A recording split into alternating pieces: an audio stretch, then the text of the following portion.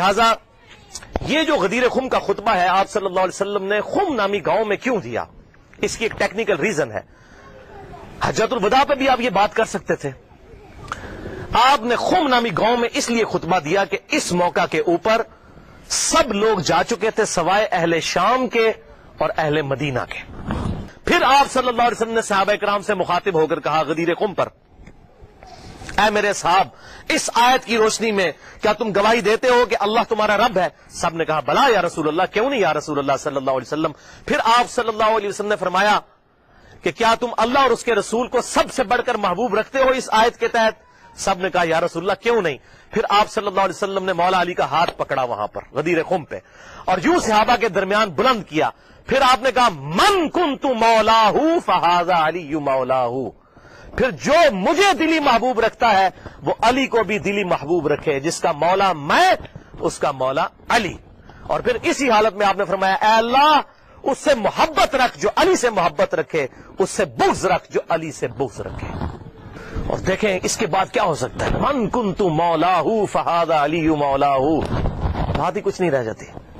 صلی اللہ علیہ وسلم کے لیے اونٹ کے پالان کا ممبر تیار کیا گیا۔ آپ صلی اللہ علیہ وسلم نے صحابہ اکرام کو مخاطب کیا اور کہا کہ اے لوگوں آگاہ ہو جاؤ، میں بھی ایک انسان ہوں، قریب ہے کہ اللہ کا قاصد یعنی موت کا فرشتہ میرے پاس آئے اور میں اس کی دعوت قبول کر لوں۔ ہر شخص نے دنیا سے جانا ہے، میں نے بھی جانا ہے۔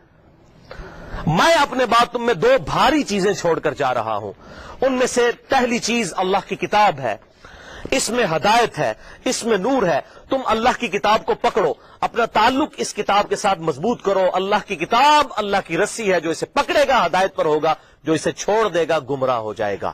وَاعْتَصِمُوا بِحَبْلِ اللَّهِ جَمِيعًا وَلَا تَفَرَّقُوا، یہ ہے اللہ کی رسی۔ اور پھر زید ابن ارقم کہتے رہے آپ صلی اللہ علیہ وسلم ہمیں ترغیب دلاتے رہے اللہ کی کتاب اللہ کی کتاب اللہ کی کتاب۔ اس کے بعد آپ صلی اللہ علیہ وسلم نے ارشاد فرمایا دوسری چیز بھاری چیز میرے اہل بیت ہیں، میں اپنے اہل بیت کے معاملے میں تمہیں اللہ کا خوف دلاتا ہوں، میں اپنے اہل بیت کے معاملے میں تمہیں اللہ کا خوف دلاتا ہوں، میں اپنے اہل بیت کے معاملے میں تمہیں اللہ کا خوف دلاتا ہوں، لیکن امت نہیں ڈری۔ اور یہ حدیث ہے صحیح مسلم میں، جو اہل سنت کے بڑے بڑے علماء کو بھی نہیں پتا کہ صحیح مسلم میں یہ 4 حدیثیں ہیں، جو صحیح مسلم میں ہے کہ کتاب اللہ کو پکڑنا اور اہل بیت کے معاملے میں اللہ سے ڈراتا ہوں، ان کے ساتھ حسن سلوک کرنا۔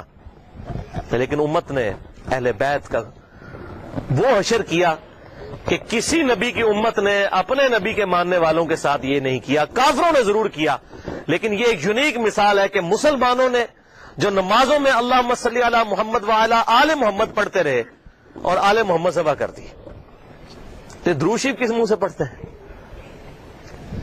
وَلِعَاذُ بِاللَّهِ تَعَالَى۔